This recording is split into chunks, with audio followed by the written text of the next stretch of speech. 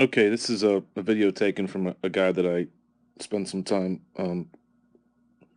following and chiming in on different hitting ideas. He is fantastic. There's a lot of bad stuff on the web. This guy is great. He runs East Bay Hitting. Um, just a fantastic resource for batting coaches.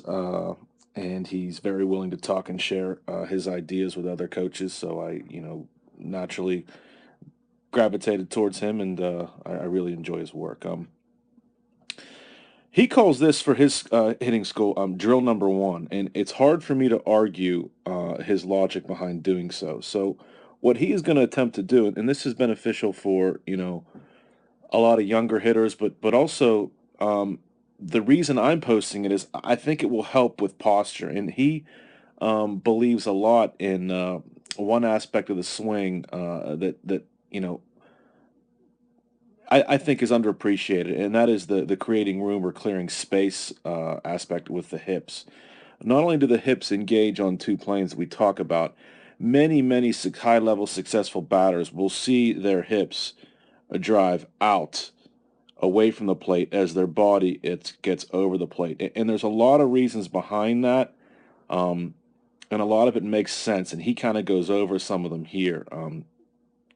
So I'm going to let him describe what he's talking about first, and then I'll stop it and pick it up for there and review why it's beneficial for number one younger players to do as drill number one, but number two as a bit of a reminder um, for some of our older players to the importance of hitting on two planes and maybe incorporating a little bit of this as a way of a mental cue to help you get there.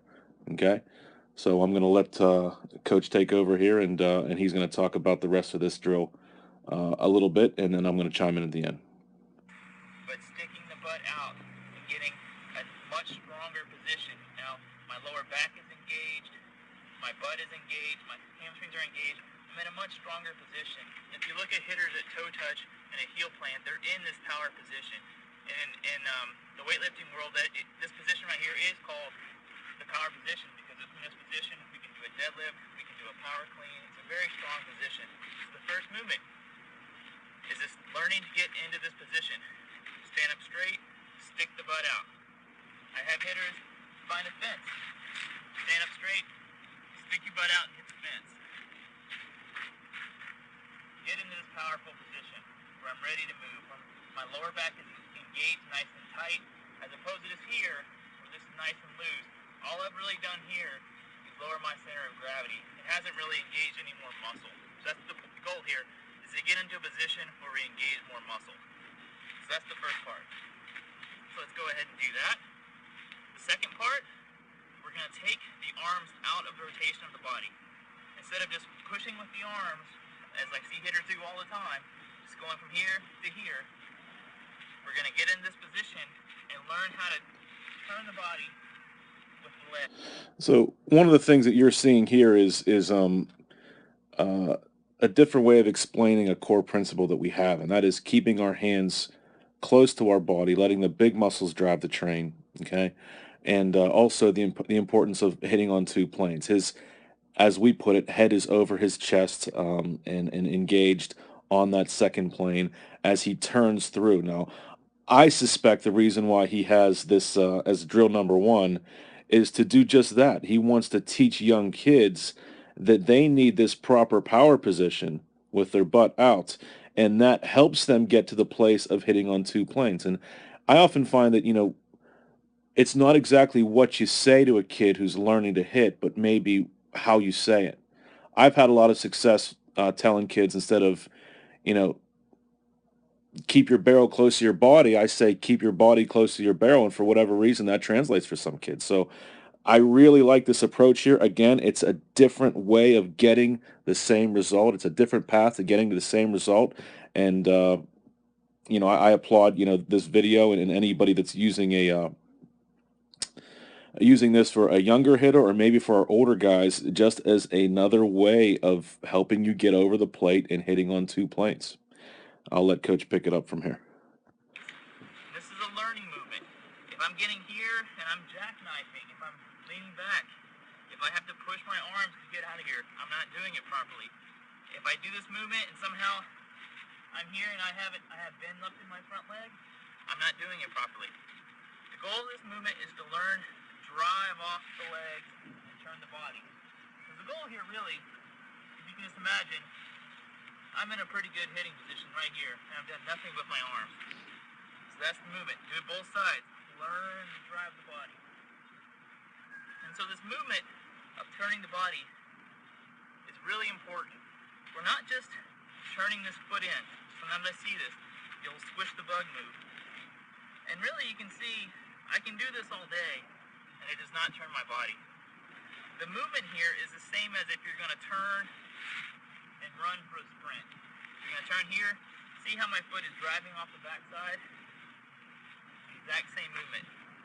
For some of you, wouldn't want to just start here, turn this foot in and start. You want to drive off this back leg. So, here, chest, take the arms out of the movement, rotate the body.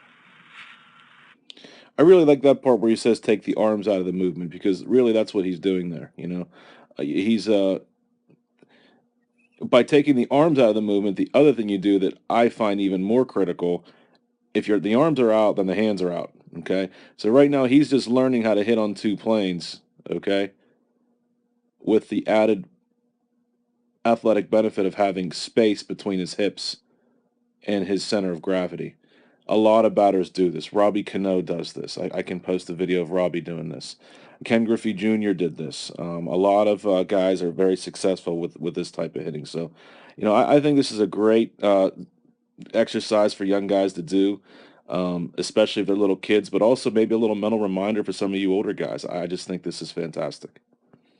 It's not just stationary. If it's just a reactive movement, we're going to tip.